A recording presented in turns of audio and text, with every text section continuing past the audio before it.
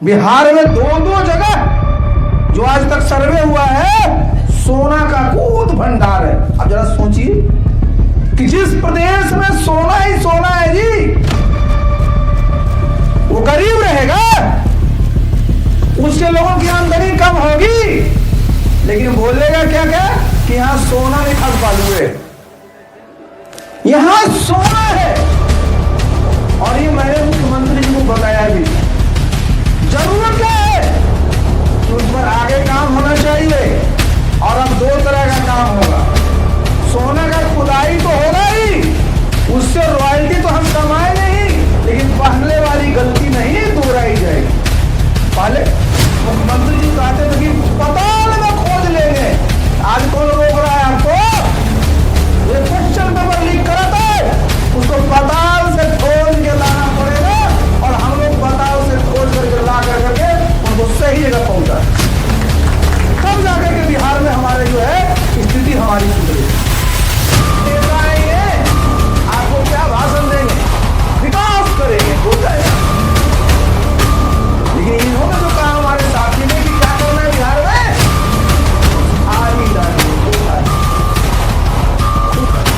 हम लोगों को क्या लगता है कि हमारे बच्चे कहाँ है? कोई काम कर रहा है लुधियाना में, कोई कहाँ काम कर रहा है सूरत में, कोई कहाँ काम कर रहा है तो कलकत्ता में। ये सब है क्या? अपने यहाँ अगर काम मिलेगा तो ईमानदारी से बताइए, कोई अपना बच्चा को बाहर भेजेगा क्या? सोच लीजिए कि 25 साल में 20 मुख्यमंत्री और एक मुख्यमंत्री 20 साल, है कि नहीं है? तो भाई आप अगर एक मुख्यमंत्री 20 साल तक हैं, ये अच्छी बात है, आगे भी आप रहना चाहते हैं, लेकिन हिसाब तो देना ना पड़ेगा। सरकार बनेगी कि तो बच्चों को पढ़ने के लिए उनके क्लास के हिसाब से किस वर्ग में पढ़ेंगे उनके खाते में पैसा दिया जाएगा। नेता आएंगे आपको क्या भाषण देंगे, विकास करेंगे, बोलता है ना। लेकिन इन्होंने जो कहा हमारे साथी ने कि क्या करना है बिहार में, खुशहाली लानी है, खुशहाली।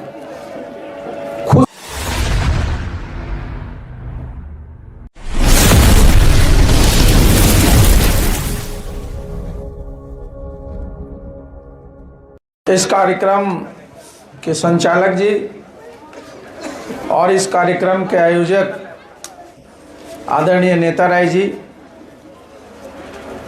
इस कार्यक्रम के हमारे अध्यक्षता कर रहे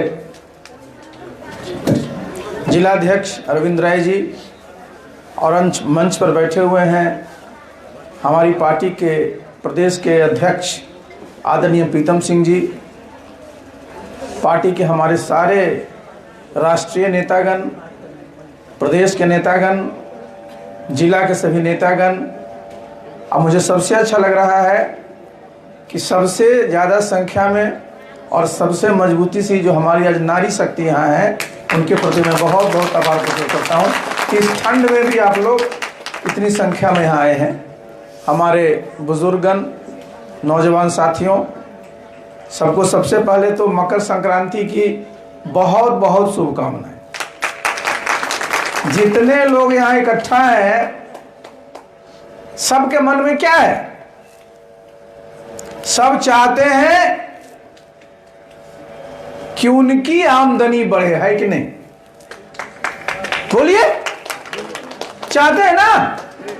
हमारी जितनी यहाँ महिलाएं हमारी नारी शक्ति का प्रतिनिधित्व कर रही हैं, क्या चाहती हैं?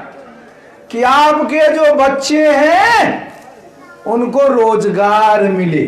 चाहती है कि नहीं चाहती? आपको ये लगता है कि हम खेती करते हैं, हम किसान हैं, तो हमारी आमदनी इतनी हो कि हम भी खुशहाल रहें। आपको ये भी लगता है कि मेरे बच्चे जब पढ़ने जाए तो हमको घर से खर्चा कम से कम देना पड़े, तबीयत खराब हो तो बढ़िया इलाज होना चाहिए और हमारा खर्च नहीं होना चाहिए। इसके साथ साथ जितनी हमारी, हम पहले महिला पर इसलिए बोल रहे हैं कि आप लोग इतनी संख्या में, सबको लगता है कि आपके पास भी पैसा रहे जिससे किसी के सामने आपको हाथ पसारना नहीं पड़े। चाहते कि नहीं चाहते? और अगर ये हो जाएगा तो खुशहाली आएगी कि नहीं? जब आप अपने घर में खुश रहेंगे तो बाहर भी सब खुश रहेगा। जब आप घर में खुश नहीं रहेंगे तो बाहर में कोई खुश नहीं रह सकता। तो सबसे पहले जितने हमारे यहां लोग उपस्थित हैं और खास करके जो हमारी महिलाएं हैं जिनको हम नारी शक्ति बोलते हैं, शक्ति की पुंज है, आप क्या संकल्प लेना है कि बिहार में क्या करना है, जो बताइए, बोलिए। बिहार में क्या करना है? परिवर्तन काहे के लिए करना है, जो बताइए। हाँ, देखिए ये शब्द याद रखिए। जितने नेता आएंगे आपको क्या भाषण देंगे? विकास करेंगे, बोलता है ना। लेकिन इन्होंने जो कहा हमारे साथी ने कि क्या करना है बिहार में, खुशहाली लानी है। खुशहाली, खुशहाली में और विकास में बहुत फर्क है। नेता लोग कहेंगे इतनी अच्छी सड़क देखे थे कभी हाजीपुर में, कहेगा वही विकास है, बोलेगा ना। अब पता चला कि हमारी जितने यहां हमारी नारी शक्ति के लोग हैं उनके पर्स में पैसे नहीं है, तो इतना बड़ा पुल देख के क्या करेंगे? वो पुल पर बड़ी अच्छी अच्छी गाड़ी चलेगी, उससे उनको क्या फर्क पड़ता है? आपके भी पर्स में, आपके भी हाथ में अगर पैसे होंगे तब ना उस सड़क भी आपको अच्छा लगेगा कि नहीं लगेगा, जो बताइए। तो खुशहाली के लिए क्या जरूरी है? हाँ, कहने में खराब लगता है और लोगों को सुनने में और खराब लगता है, लेकिन ये सच्चाई है। पैसा का मतलब क्या हुआ कि लोगों की आमदनी होनी चाहिए, इतनी आमदनी होनी चाहिए कि किसी चीज को उनको तकलीफ न रहे। इससे तो सहमत है ना आप सब लोग? तो खुशहाली कैसे आएगी? हम लोग अगर दिन भर यज्ञ करते रहेंगे कि हे भगवान खुशहाली ला दिए, खुशहाली ला दिए, खुशहाली आ जाएगी? नहीं आएगी।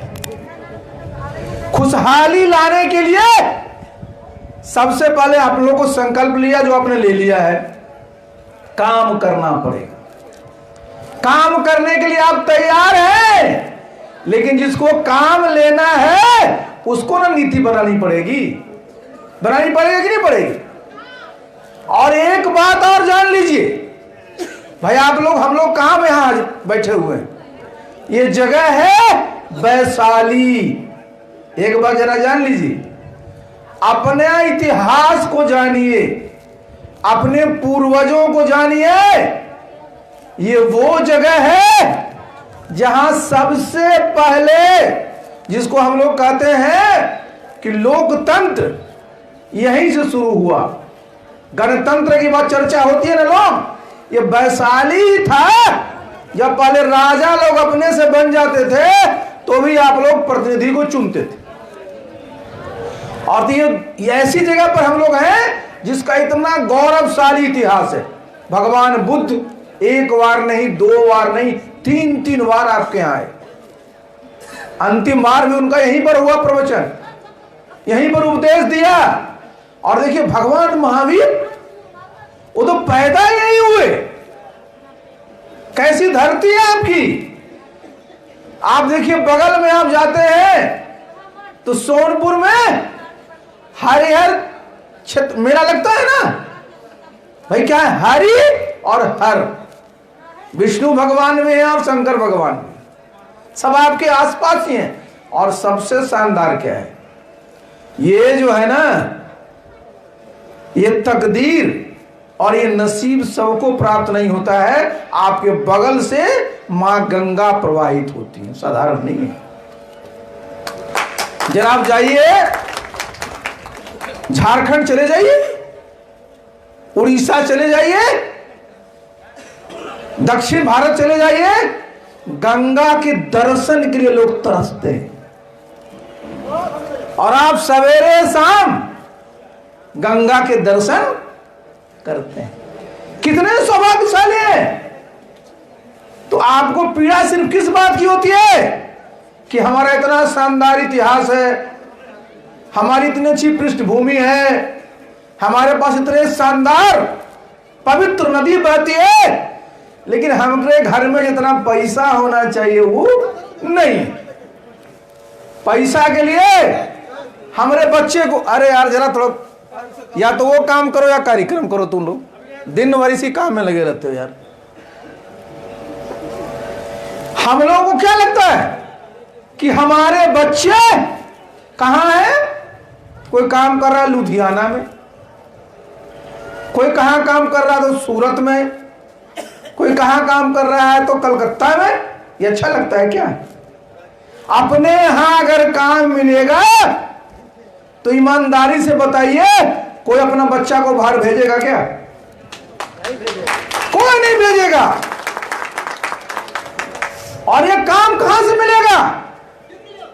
काम यहीं पर मिलेगा।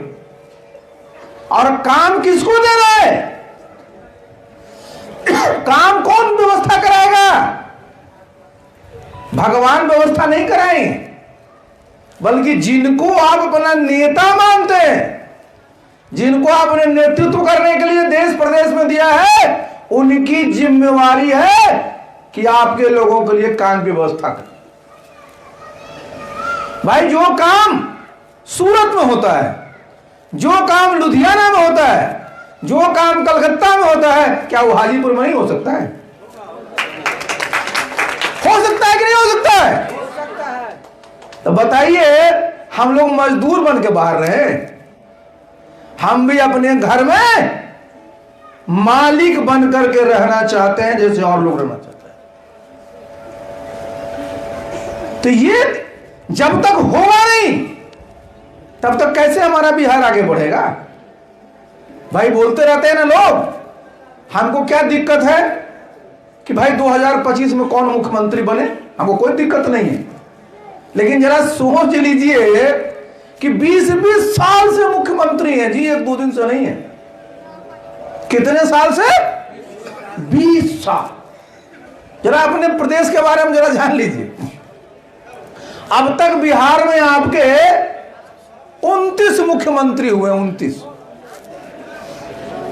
देश आजाद हुए कितना दिन हुआ है? 75 साल से ज्यादा हुआ।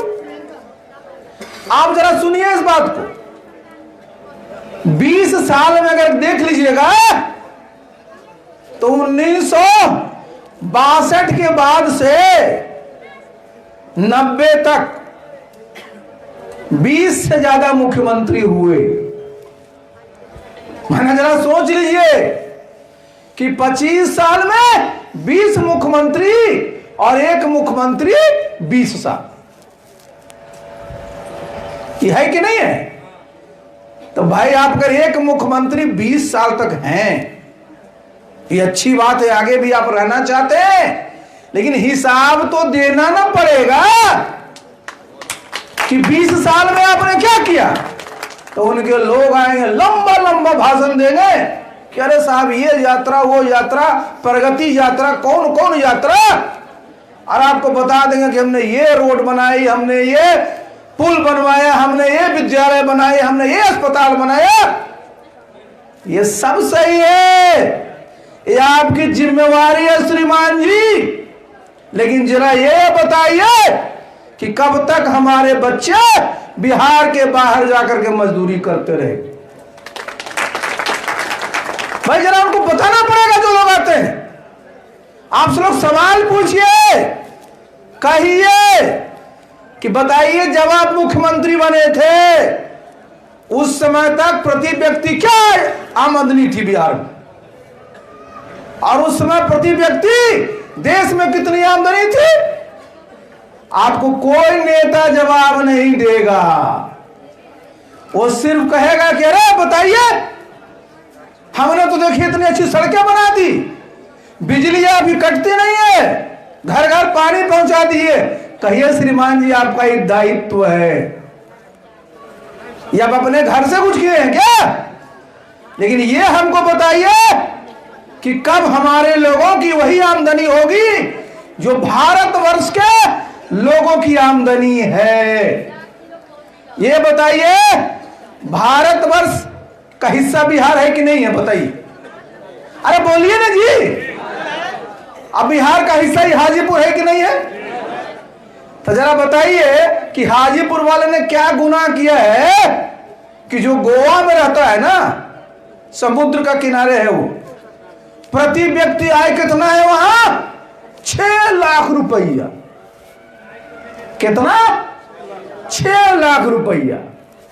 आज और रहता है हाजीपुर में, प्रति व्यक्ति आय कितना है? 60,000 रुपया। कितना हुआ? 60,000। मतलब आपसे 10 गुना किसकी आमदनी है? गोवा वाले की। और गोवा कब भारत का हिस्सा बना?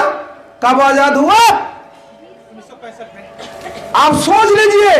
और आप कब से आजाद हैं? ये वैशाली उस समय से आजाद है जब तक दुनिया में कोई आजाद नहीं था। तो आप जरा इस बात को समझिए कि भाई प्रति व्यक्ति आय अगर हमारे बिहार की 60,000 है। मैं देख रहा था उनके मंत्री जी बड़ा कॉलर ठीक करके बोल रहे थे, कह रहे देखिए प्रति व्यक्ति आय हमारी 54,000 से 60,000 होगी। शर्म नहीं आती इन लोगों को? देश में प्रति व्यक्ति आय आज 2 लाख रुपया है। हम तो गोवा का बता रहे थे जिसकी आमदनी 6 लाख है। कहां 2 लाख और कहां 60,000? फिर भी कॉलर चौड़ा कर रहे हैं। हम देखिए, आप सब लोग पढ़े लिखे लोग हैं, नोट किए रहिए और नेताओं को सीधा पूछा करिए। जब देश आजाद हुआ था 85-51 में, याद रखिए, हम बोलते हैं जानबूझ के सब डाटा आपको देते हैं। प्रति व्यक्ति आय देश में कितना था? 265 रुपया। कितना था? 265 रुपया देश भर में। बिहार में 204 रुपया। जरा सुनिए इस बात को। जब देश का था 265 तो बिहार था 204। अगर उसको प्रतिशत में निकालिएगा ना, अरे जरा बाहर बतिया लीजिए ना, आप बतियाते हैं तो लोग डिस्टर्ब होता है। ये जब देखते हैं कि 265 राष्ट्रीय तो बिहार का 204, अगर प्रतिशत निकालिएगा तो 72-73% आता है ना? आज देश की आय कितनी है? 2 लाख प्रति व्यक्ति। अब बिहार में 60,000। कितना हुआ जी? 29%। बताइए, इतना बढ़िया प्रगति नीतीश बाबू करवाए हैं हम लोगों का कि जहां हम लोग 50-51 में 72% थे राष्ट्रीय आय के बराबर, अब हम लोग 29% पर हैं। तो जनता दल का प्रदेश अध्यक्ष यहीं का है ना, उसे पूछिएगा कि आपकी प्रगति का तो बड़ा बढ़िया हिसाब है साहब। 50-51 में हम कितने थे? 72-73%।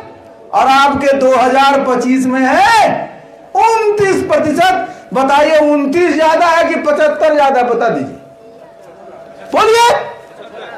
अब आप सोचिए, उसके बाद से भी बताइए, लोग बोलता है कि प्रगति कर रहे हैं। कौन सा प्रगति है? तो देखिए, इस बात को समझना बहुत जरूरी है। सिर्फ सड़क, बिजली, पानी से खुशहाली नहीं आएगी। बिहार में खुशहाली तभी आएगी जब लोगों की प्रति व्यक्ति आमदनी बढ़ेगी। इसे सहमत है ना? तो अपनी पार्टी जो आशा पार्टी है, इसका क्या संकल्प है कि बिहार में इस प्रकार का संपत्ति सृजन कराना है, इस प्रकार की व्यवस्था करनी है कि यहां के लोगों को भी प्रति व्यक्ति आय वही हो जो देश के किसी और कोने में हो। और तभी हमारे बिहार में खुशहाली आएगी। हम लोग क्या कहना है कि बिहार को खुशहाल बनाना है। हम लोग नारा लगवाते हैं ना कि जब आशा होगी सरकार में तो खुशहाली होगी बिहार में। यही नारा लगाना है और कोई नारा नहीं। जब आशा होगी सरकार में तो खुशहाली होगी बिहार में।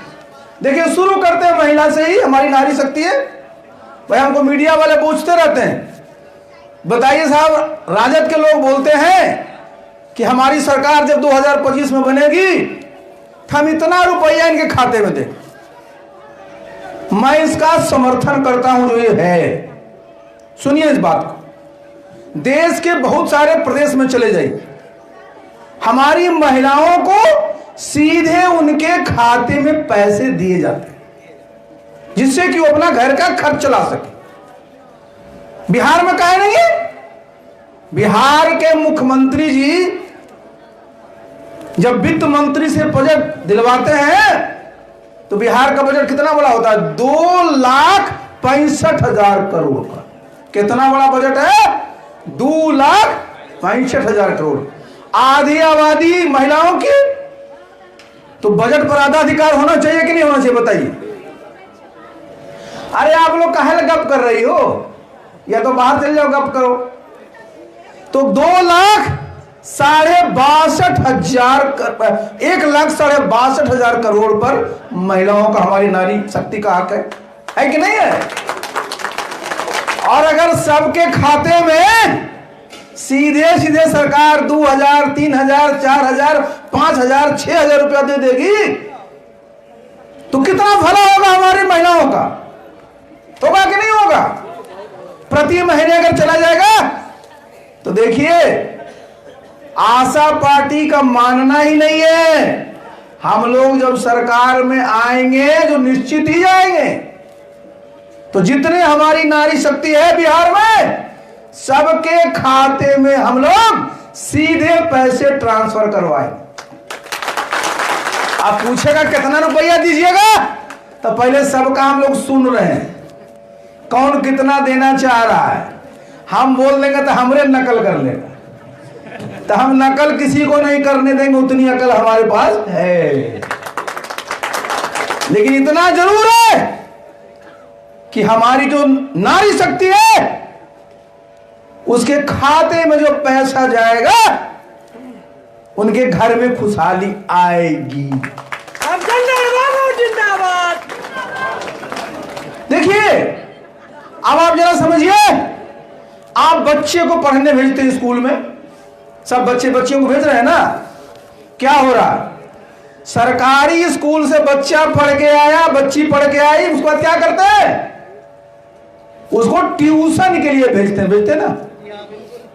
हमारे नालंदा में टिसनी बोलता है, टिसनी पढ़ेगा। बच्चा को अगर मैट्रिक 10th का परीक्षा दिलाना है तो कोचिंग में भेजते हैं, +2 का दिलाना है कोचिंग में भेजते हैं, इंजीनियरिंग की तैयारी कराना है कोचिंग में भेजते हैं, मेडिकल की तैयारी कराना है कोचिंग में भेजते हैं। पैसा कहां से आता है? सरकार आपको पैसा देती है? नहीं देती है। आप देखिए जरा, बच्चे पर पैसा सरकार का भी खर्च हुआ कि नहीं हुआ? बड़का बड़का बिल्डिंग है, कई करोड़ की बिल्डिंग बनती है, हमारे अध्यापक उनकी सैलरी है, उसके बाद भी हमारे नागरिकों को अपने बच्चों को पढ़ाने पर पैसा खर्च करना पड़ता है। हम लोग पढ़ते थे, हम लोग गांव में पढ़ करके आईएएस अफसर बन गए, न कहीं ट्यूशन पढ़े न कहीं कोचिंग की। पहले पढ़ाई का स्तर था, लेकिन आज जो स्थिति है उसको स्वीकार तो करना पड़ेगा ना कि बच्चों को पढ़ना पड़ रहा है और उसमें गार्जियन का, जनता का पैसा खर्च हो रहा है। तो इसमें भी देख लीजिए, आशा पार्टी जब सरकार में आएगी ना, अरे बोलिए ना आप लोग, अरे आप लोग सुस्ता जाइएगा तो कैसे आइएगा? जब आशा पार्टी सरकार में आएगी तो क्या करेगी? जो हमारे बच्चे बच्चियां स्कूल में पढ़ने जाती हैं उसके लिए हम लोग एक मानक बनाएंगे कि जो 5वीं क्लास तक बच्चे बच्चियां पढ़ेंगे, सरकार उनको पढ़ने के लिए इतना खर्च देगी सीधे उनके खाते में। जो 5 से 8 में पढ़ेगी उसको इतना, 8 से 12 में पढ़ेगी उसको इतना, जो हमारे हायर एजुकेशन में जाएंगे उनको इतना। आप जरा समझिए, मैं उदाहरण दे रहा हूं। कहां से कहेगा कि रामचंद्र बाबू पैसा कहां से लाएंगे? भाई कहेगा कि भाई हाजीपुर में तो केला है, केला के पेड़ में तो पैसा नहीं टूटता है, केले रहता है। लेकिन जरा सुन लीजिए, आप लोग कान खोल के सुनिए। पैसा बिहार में है, बजट भी बिहार में है। शिक्षा विभाग का बजट सुन लीजिए, 40,550 करोड़। कितना है? 40,550 करोड़। पहले जब श्रीमान लालू जी मुख्यमंत्री थे बिहार में, तो बिहार का बजट कितना का था? 23,500 करोड़ का। बस आज 40,500 करोड़ का बजट कहां है? शिक्षा पर है। तो इतना बड़ा बजट है तो हम अपने बच्चों को पैसा नहीं देंगे क्या? आप समझ रहे हैं? तो लोग पूछेगा कि 40,500 करोड़ रुपया का होता क्या है ऐसा, पूछेगा ना। तो यही देखिए, यहीं पर लगाना है दिमाग कि हमारा जो संसाधन है, जैसे हमारी महिलाएं हैं, आपके पास अगर 100 रुपया है तो तय करती है ना कि 10 रुपया कहां करना है, 10 रुपया कहां करना, 10 रुपया कहां करना। तो अगर शिक्षा में 40,500 करोड़ का बजट आज की तारीख में बिहार में है, तो भाई हम तय करेंगे ना कि हम अपने बच्चों को पढ़ने के लिए साल में 6,000 दें कि 8,000 दें कि 10,000 दें कि 12,000 दें। हमारे बच्चे पढ़ेंगे तभी ना आगे जब वो काम करेंगे तो हमारा प्रदेश की आमदनी बढ़ेगी और तभी हमारा प्रदेश खुशहाल होगा। तो आप लोग इससे सहमत है ना कि जब अपनी सरकार बनेगी तो बच्चों को पढ़ने के लिए उनके क्लास के हिसाब से किस वर्ग में पढ़ेंगे उनके खाते में पैसा दिया जाएगा। अब आप देखिए सर्दी का मौसम है, खांसी हो जाती है, बुखार लग जाता है, डॉक्टर साहब कहेगा कि भाई इन्फ्लुएंजा हो गया, वायरल फीवर हो गया। पहले जब बुखार लगता था, हम लोग बचपन में थे, 1-2 को गोली दिया ठीक। अभी अगर बुखार लग गया 2,000, 4,000, 5,000 से कम नहीं, और अगर नर्सिंग होम में चल गया तो 25,000। लगता है कि नहीं लगता है? और ये होता रहता है।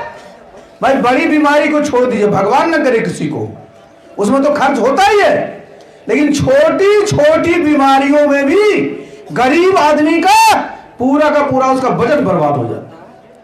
देखिए इसमें भी क्या है, अब बिहार सरकार का देखिए स्वास्थ्य विभाग का बजट सुनिए, आप लोग कान खोल के पूछिएगा, 18,000 करोड़ का, 1-2 रुपया का नहीं है जी। बिहार सरकार का हेल्थ का बजट कितना का है? 18,000 करोड़। भाई हमारी पार्टी का क्या मानना है कि जब हम लोग सरकार में आएंगे तो हम लोग तय कर लेंगे कि प्रति व्यक्ति को एक खास पैसा दे दिया जाए, 4,000, 5,000, 7,000, 10,000, जिससे कि छोटी मोटी जब बीमारी होती है तो उसके लिए उनको कहीं जाना नहीं पड़े, उसको खुद ही वो खर्च करना। बुखार लग गया तो उनको दाएं बाएं नहीं देखना, तो ये सीधा का सीधा जो है हम लोग उनको लाभ देंगे। अब आइए, सारे लोग किसान हैं, प्रधानमंत्री जी को मैं कई बार धन्यवाद दिया हुए काम के लिए कि भाई प्रधानमंत्री जी ने किसान सम्मान निधि योजना भारत में लाया। 6,000 रुपया किसानों को 3 किस्त में जाता है, 2,000 रुपया। मैं नीतीश बाबू के साथ था, मैंने उनको समझाया था कि 6,000 भारत सरकार देती है तो 6,000 आप भी दे दीजिए, हमारे किसानों को 12,000 मिल जाएगा। तो उन्होंने कहा कि नहीं, आप पढ़िए, हमारे यहाँ और ज्यादा अच्छी योजना है। हम की आपकी योजना है, आप किसानों के दरवाजे पर कब जाते हैं? जब उनकी फसल मारी जाती है, जब फसल बर्बाद हो जाती है, जब बाढ़ आ गई, जब ओला से बर्बाद हो गया, जब सूखा हो गया, तो आपदा के लिए अंचल कार्यालय में लिस्ट बनता है।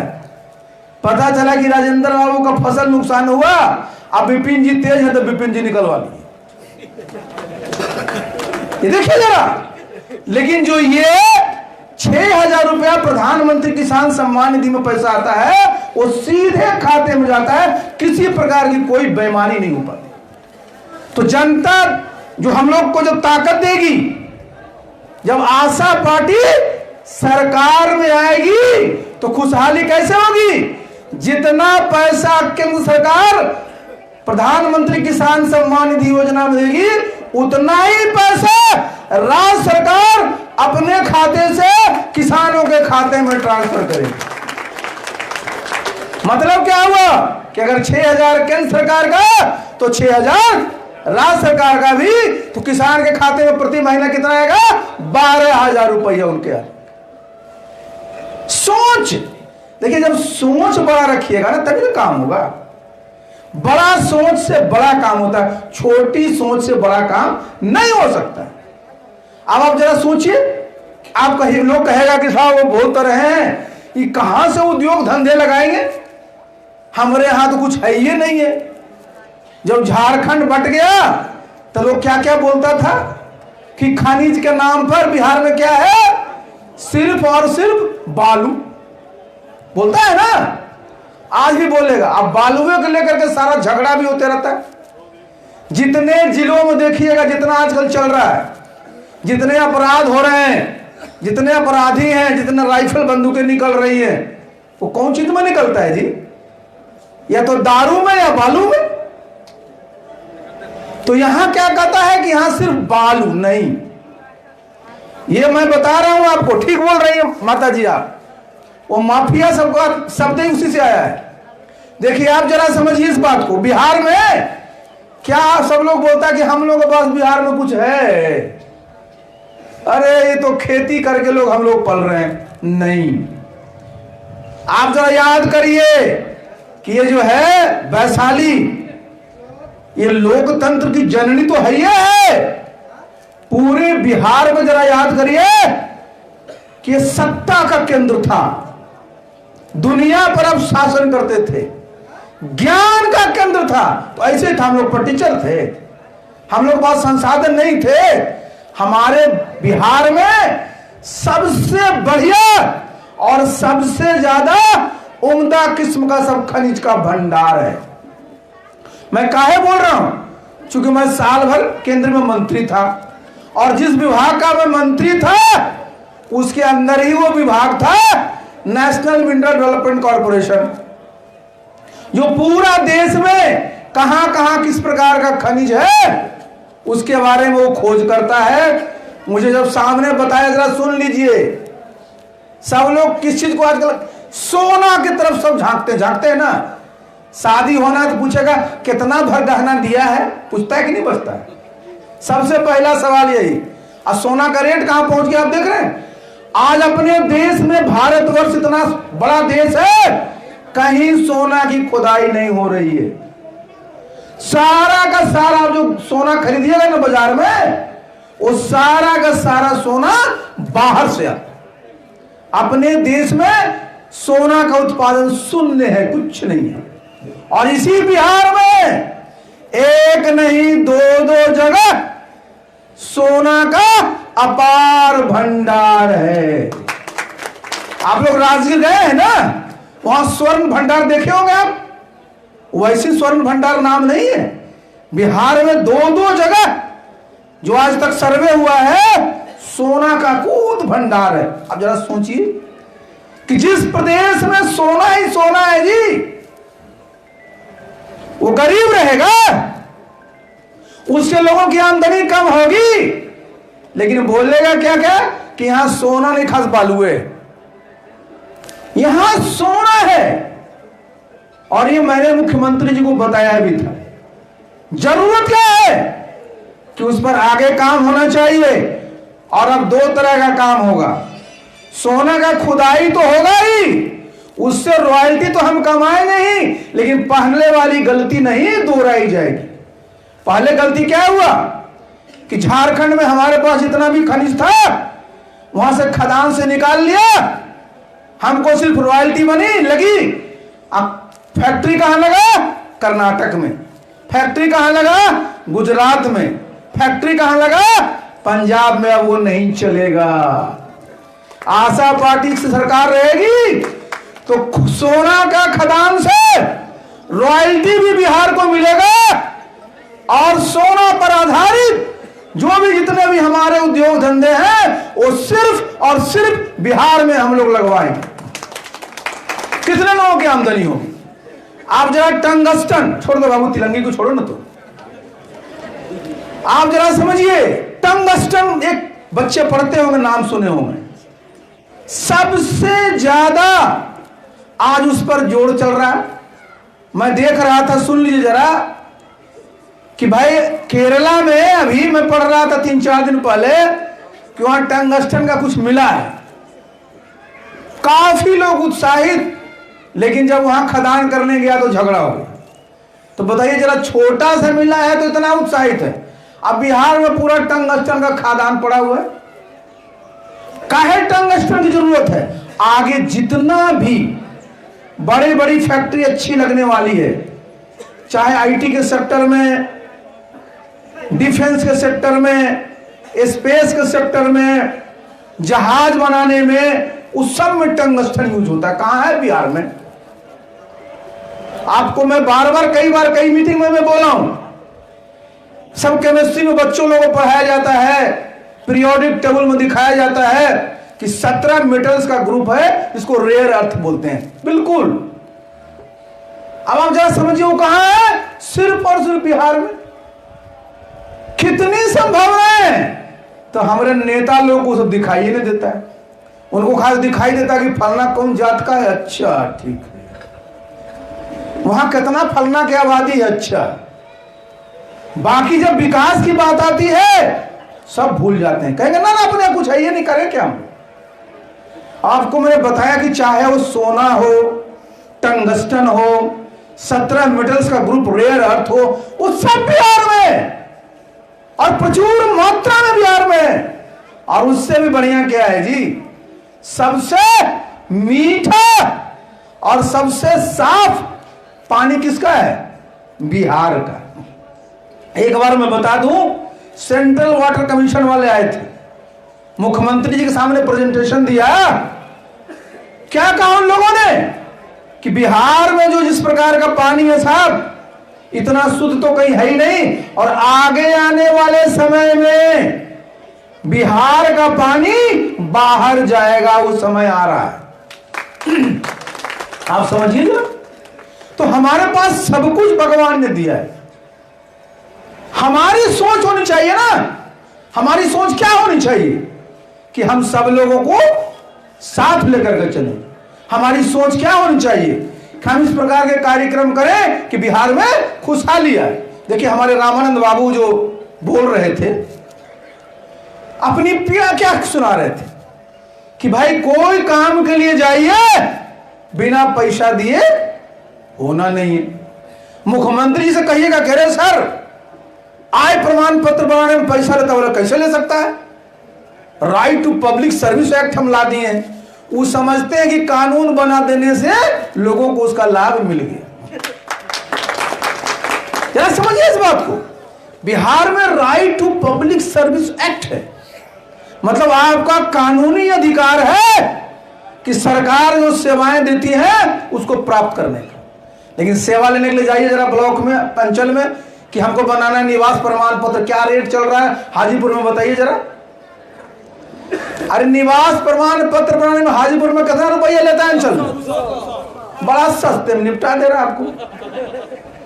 हम लोग की तरफ जाइएगा तो 1000 से ऊपर है। प्रीतम सिंह जी के यहाँ जाइएगा तो वहां और ऊपर होगा। अरे हमारे राजेंद्र बाबू के यहाँ तो और पकड़ लिया होगा। समझिए इस बात को। कहिएगा जाति प्रमाण पत्र बनाना है, खोजिए पहले दलाल कोई कौन बनवाएगा, खोजना पड़ता है ना। फिर उसको आने जाने का खर्चा दीजिए, जाएगा तो रसगुल्ला खाएगा, समोसा खाएगा, फिर वो बतियाएगा कि इतना रुपया लगतो तो बनतो है कि नहीं। आप जरा समझिए, चाहे वो जाति प्रमाण पत्र हो, निवास प्रमाण पत्र हो, किसी तरह आपको चाहिए, वहां से कितना खर्च होता है। अगर किसी की मृत्यु हो गई, उसके नाम से जमीन है, तो उसका अगर आप कराना चाहते हैं म्यूटेशन, दाखिल खारिज, तो कितना रुपया लेता है जी? दाखिल खारिज कराने में कितना रुपया लगता है? आप सोच लीजिए जरा, आप जरा समझिए इस बात को, इस बात को जरा सुन लीजिए। जब आपकी पार्टी की सरकार बिहार में आएगी, जो आएगी ना, अब आप देखिए क्या होगा। आप जाइए किसी भी गांव में, तो सरकार का कर्मचारी रहता है कि नहीं वहां? सबको तनख्वाह मिलती है कि नहीं मिलती है? अब होगा क्या, जितने लोग आप लोग बैठे हुए हैं यहां, सबके घर में वोटर आईडी कार्ड है कि नहीं? इलेक्शन कमीशन द्वारा दिया वोटर आईडी कार्ड है ना, उसी को लोग के वोट देने जाते हैं ना। नीतीश बाबू भी गिनवा दिए कि कौन घर में कितना लोग है, कौन जाति का लोग है, सबको पता चल गया। तो आपकी सरकार जब होगी तो क्या होगा, हमारे जो वहां कर्मचारी होंगे, ये सुन लिए जरा, उनका दायित्व होगा कि प्रत्येक व्यक्ति के घर में उनका निवास प्रमाण पत्र, उनकी जाति प्रमाण पत्र, उनका आय प्रमाण पत्र 31 मार्च के पहले पहुंचा देना है। आपको नहीं जाना है अंचल या प्रखंड, वहां के लोग आपके घर में आके दे देंगे। बात रही म्यूटेशन की, तो म्यूटेशन में भी यही होगा, जो हमारे अंचलाधिकारी होते हैं उनका दायित्व होगा कि उनके अंचल में जितने लोगों की मृत्यु होती है और जिनके नाम से जमीन था, 3 महीने के अंदर उनके घर में जांच करके उनको पूरा का पूरा दाखिल खारिज का कागज देना पड़ेगा। उनके घर में उनको बुलाना नहीं पड़ेगा। और जितना गांव है, क्या होगा, आपकी पार्टी सरकार में आएगी तो सब गांव को बाहर बड़ा बड़ा बनाया जाएगा, उस गांव का पूरा बड़ा नक्शा। जितना उस गांव में जमीन है, खातावाज, खसरावाज, खातेदार वाइज दे दिया जाएगा कि खाता नंबर 1 जमीन के मालिक का नाम डॉक्टर नेता राय, कितना है जमीन, 100 डिसमिल। पता चल गया कि अच्छा 1 नंबर तो नेता राय का है, पता चला 3 नंबर तो अरविंद राय का है, पता चल गया ना। अब पता चला 2 नंबर क्या है, तो 2 नंबर तो तालाब है, पूरे गांव को पता चल गया। तो सबसे पहला हम लोग क्या करना है, हमने बताया था नीतीश बाबू को भी कि जो आप सर्वे करा रहे हैं ना, उसके पहले एक काम करिए, जरा सुनिए आप लोग, अब बोला करिए कि हर एक गांव के सामने, अच्छा जितने लोग यहां बैठे हुए हैं, आप अपने गांव का कोई नक्शा देखे हैं? कोई नहीं देखे होंगे, बहुत कम लोग जो जाते हैं वो कहीं कोर्ट कचहरी वही देख पाता है। वहां बनवा दीजिए एक तरफ से, हमने बोला था उनको लिखवा दीजिए, जिससे कि गांव के लोगों को पता चल जाए कि भाई कौन सा जमीन का क्या नवैयत है, कौन सा जमीन का क्या किस्म है, किस जमीन का कौन मालिक है। विवाद ही नहीं होगा। विवाद क्या होता है, लोगों को जानकारी नहीं रहती है, और वो जानकारी कैसे समाप्त होगी, जब सब चीजों को आप सब जनता के सामने रख दीजिए। तो अपनी सरकार जब होगी पार्टी की, तो हम लोग हर एक गांव के सामने, जैसे दिल्ली आप जाते हैं ना, देखते होंगे फलाना मुनीर का डीडीएफ नक्शा बना हुआ है कि साहब ये देखिए फलाना अपार्टमेंट है, ये नंबर है। उसी प्रकार से हर एक गांव ये कर देने से क्या होगा कि हमारे यहां जो गांव में विवाद होता है जमीन को लेकर के, वो नहीं है। और यही तो हम लोग को चाहिए। और सबसे जरूरी क्या होता है बिहार में कि भाई कानून का राज होना चाहिए। होना चाहिए कि नहीं होना चाहिए? होना चाहिए कि नहीं, बताइए जरा। तो कानून का राज कैसे स्थापित होता है? कानून का राज स्थापित इस तरह से होता है कि जो कानून को तोड़ता है उसके खिलाफ कार्रवाई की जाती है, और जो हमारे नागरिक हैं उनको सुरक्षा दिया जाता है। तो ये बहुत जरूरी है। और यहां आप देखिएगा, पहले जो बता रहे थे प्रीतम सिंह जी, 2005 से 2010 के बीच में अपराधी लोग भाग के चला गया था ना बिहार से। कोई दिखता था, किसी की हिम्मत होती थी, वही नीतीश बाबू थे और मैं उनके साथ था। किसी की हिम्मत थी। और आज स्थिति यह है कि नीतीश बाबू को जाकर के सड़क पर मिलना पड़ता बड़े बड़े लोगों से। देखते हैं ना। अब बताइए, मुखिया किसी प्रदेश का सार्वजनिक रूप से किसी ऐसे व्यक्ति से मिल ले जिनकी छवि पूरे बिहार के लोग जानते हैं, तो क्या कानून व्यवस्था रहेगा जी। इसलिए देखिए, अपनी पार्टी सरकार में होगी तो कानून का सही में राज्य हो। अलग अलग लोगों लोगों के लिए अलग अलग कानून नहीं कि आप बड़े हैं तो आप अपराध भी करिएगा तो आपको माला पहनाया जाएगा। जी नहीं। इस प्रदेश में अभी क्या माहौल बन गया है, हमारे बच्चे परीक्षा देने जाते हैं, क्या होता है कि अरे साहब क्वेश्चन पेपर लीक हो जाता है, रोज अखबार में निकलता है क्वेश्चन पेपर लीक, ये क्वेश्चन पेपर लीक। बताइए साहब, हम लोग पढ़ते थे कभी क्वेश्चन पेपर लीक होता था हम लोग सुने तक नहीं थे। ये किसको व्यवस्था करना है? ये व्यवस्था करना होता है सरकार। कोई परीक्षा, आप देखिए लोगों के मन में क्या रहता है कि पता नहीं परीक्षा देने जा रहा है, खोजते रहता है, दलाल भी घूमते रहता है। अगर देखिएगा सब जगह दलाल घूमते रहता है कि फलना परीक्षा होने वाला है, इतना पैसा लगेगा तो आपको करा देंगे। बताइए साहब, सरकार की इतनी बड़ी एजेंसी है, ऐसे लोगों को पकड़ के क्यों नहीं रगड़ा जाता है? जो लोग क्वेश्चन पेपर लीक कराता है उनको क्या सजा मिलनी चाहिए बताइए जरा। जो क्वेश्चन पेपर लीक कराता है परीक्षकों को क्या सजा मिलनी चाहिए? बोलिए ना। क्योंकि आपके हमारे बच्चों का पूरा जो भविष्य है उसको गर्त खाने में डाल देता है। और देखिए, बिना भय के प्रीति नहीं होती है। जो गलत काम करने वाले हैं ना, उनके मन में कानून का भय डालना पड़ेगा। जब अब बनता कैसे, जब इस प्रकार का मामला हो उसको खोज करके जहां भी रहे, मुख्यमंत्री जी कहते थे कि पाताल में खोज लेंगे। आज कौन रोक रहा है आपको? ये क्वेश्चन पेपर लीक कराता है, उसको पाताल से खोज के लाना पड़ेगा और हम लोग पाताल से खोज करके ला करके उनको सही जगह पहुंचा देंगे। तब जाकर के बिहार में हमारे जो है स्थिति हमारी सुधरे।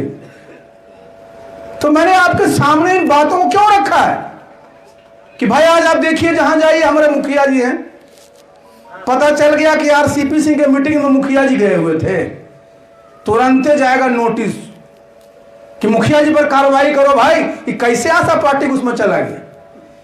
बिहार में हमको तो इतना खराब लगता है। देखिए आप देश में देखिए, जरा सुनिए इस बात को, ये भी आप लोग सुन लीजिए। प्रधानमंत्री जी ने एक अच्छा काम क्या किया कि बहुत सारे जो सिविल मैटर्स थे, दीवानी मामले थे, उसमें पहले सजाएं होती थी। जैसे मतलब मैं आपको उदाहरण देता हूं, पहले फैक्ट्री एक्ट था, तो फैक्ट्री में बड़का बड़का बॉयलर होता है, आप देखते हैं, अगर बॉयलर को नहीं रंगवाया गया तो उसको भी 3 महीने की सजा। वो सिविल मैटर है। क्या किया गया केंद्र सरकार ने? 3 महीने की सजा नहीं होगी बल्कि जुर्माना होगा। इनकम टैक्स एक्ट, आज तो इनकम टैक्स का कितना भय है। मैं इनकम टैक्स में रहा हूं इसलिए मैं जानता हूं। इनकम टैक्स पूरी तरह से सिविल एक्ट है। आपने अगर इनकम टैक्स पे नहीं किया तो सरकार आपकी संपत्ति को बेच करके वसूल दे। तीसरा समझिए, मेरा कहना है कि जो सिविल मैटर है उसमें क्यों एफआईआर दर्ज होगा, उसमें आपराधिक मामले क्यों दर्ज होंगे? हमारे मुखिया जी हैं भाई, पंचायत राज के हमारे वो पुरोधा है वहां। भाई हमारे लोकतंत्र का सबसे अंतिम जो कड़ी है कौन है? हमारे वो जनप्रतिनिधि है। भाई अगर उन्होंने कुछ गड़बड़ी किया आप जांच करिए, प्रशासनिक कार्रवाई करिए। अगर कहीं गबन हुआ है उस पैसे को उनसे वसूलिए। उनको जेल क्यों भेज रहे? कोई विधायक जेल जाता है क्या? बता दीजिए हमको। कोई एमपी जेल जाता है क्या? तो जो हमारा सबसे अंतिम छोर पर हमारा जनप्रतिनिधि है उस पर दिन भर एफआईआर। हमारे बैठे ना प्रीतम सिंह जी, इनके इलाके में हमारा प्रोग्राम होना जब भी रहता है 2-3 अपना जितना मुखिया है सब पर नोटिस, सस्पेंड कर देना। ये मैं बता दूं, अपनी पार्टी आशा पार्टी की जब सरकार होगी तो इस प्रकार के जनप्रतिनिधियों पर कोई एफआईआर नहीं होगा। और जिन लोगों पर एफआईआर हुआ उन सब पर हम लोग क्या करेंगे? सबको वापस करें। मैंने बताया ना कि जनप्रतिनिधि को आप क्या देते हैं? मुखिया जी को कितनी ट्रेनिंग दी है, मुखिया जी को कितना लोग बगल में दिए काम करने के लिए, तब कारण गड़बड़ी हो गई। यहां जरा देख लीजिए, जितना मंत्री है, जितना मंत्रालय है, कितने लोग रहते हैं? फिर भी गड़बड़ी हो जाती है, कोई कार्रवाई होती है क्या? तो हमारा ये कि बिहार में जरा समझिए, पहले क्या डराते थे लोग कि बिहार में जंगल राज है, कहते थे ना। आज क्या है बिहार में? बिहार में FIR राज है, FIR राज है। अगर सरकार को कुछ भी आपसे लगेगा कि नहीं मेरे खिलाफ चल रहा है, FIR करा दो। कोऑपरेटिव का आदमी है, FIR करा दो। हॉर्टिकल्चर का आदमी है, FIR करा दो। टीचर है, FIR करा दो। कर्मचारी FIR करा दो। तो देखिए भाई, FIR के माध्यम से समाज में खुशहाली नहीं आ सकती। भाई जो अपराधी है उस पर FIR होना चाहिए, उसको सजा होनी चाहिए। पहले क्या होता था, नीतीश बाबू शुरू में आए थे तो स्पीडी ट्रायल था। आज गोली मारने की घटना हुई, पता चला 1 महीने के अंदर सजा होगी। अपराधियों के मन में खौफ था। तो भाई कानून का खौफ अपराधियों के मन में होना चाहिए। जो हमारे नागरिक हैं उनको किसी प्रकार का इस प्रकार का भय नहीं होना चाहिए। अब भय में कोई काम कर पाता है क्या? तो बिहार में सबसे जरूरी क्या है कि यहां लोग चिंता मुक्त रहें, और जब चिंता मुक्त रहिएगा तभी ना खुशहाली आएगी। तो चिंता मुक्त कैसे होइएगा? जब आपको गलत चीज का डर रहेगा कि भाई हम सही भी काम कर रहे हैं तो हम पर एक कार्रवाई हो जाएगी, तो आप डरिएगा। तो उन लोगों के मन से जो मैंने बताया ना कि FIR के डर को तो निकालना है। अब बाकी जिस प्रकार की उनको आवश्यकता होती है उनमें हम सब लोगों को मदद करना है। इससे सहमत है ना? तो अपने पार्टी की मोटा मोटी यही रूपरेखा है। और एक हमारी बड़ी अच्छी हमारी नेत्री ने कहा कि हम लोगों की आबादी आधी है, तो हमारे घर में तो 4 वोट में 3 वोट आप ही का है, 2 मेरी बेटियां हैं। तो भाई ये कहने का नहीं है। देखिए हम लोग मिनिमम वाले नहीं हैं, हम लोग मैक्सिमम वाले हैं। जितना ज्यादा से ज्यादा संभव होगा हम लोग नारी शक्ति को अपनी हिस्सेदारी दें, मांगना नहीं पड़े। तो हम सबसे आपसे यही अनुरोध करेंगे कि ये मत सोचिएगा कि ये पार्टी नहीं है तो कैसे सरकार में आएगी। हम लोग बहुत सरकार चलाए हैं, उत्तर प्रदेश में भी सरकार चलाए हैं, बिहारों में सरकार चलाए हैं, केंद्रों में सरकार चलाए हैं। तो सरकार कैसे चलती है उसका पूरा आइडिया हम लोग को है। हम लोग कोई नए नहीं है, पार्टी हमारी जरूर नहीं है, और हम पार्टियों हम लोग तो राष्ट्रीय अध्यक्ष उस पार्टी में भी रहे हैं। तो हम लोग का कोई चीज नया नहीं है, और हम लोग पूरी मजबूती से हैं। और मैं चाहूंगा कि वैशाली में 8 विधानसभा है, 8वां विधानसभा में आप लोग पूरी मजबूती से लग जाइए और बूथ स्तर तक अपनी पार्टी को खड़ा कर लीजिए। कौन हराएगा आपको? किसी की हिम्मत है? किसी को जीतना होगा तो उसको आपके दरवाजे पर आना पड़ेगा, इतनी ताकत आपकी। ये करिएगा ना? तो वैशाली के साथियों से मैं यही अनुरोध करूंगा कि इस पार्टी को बूथ स्तर तक पहुंचा करके जो विधानसभा का चुनाव हो उसमें हम लोगों को 100% विजय प्राप्त करना है।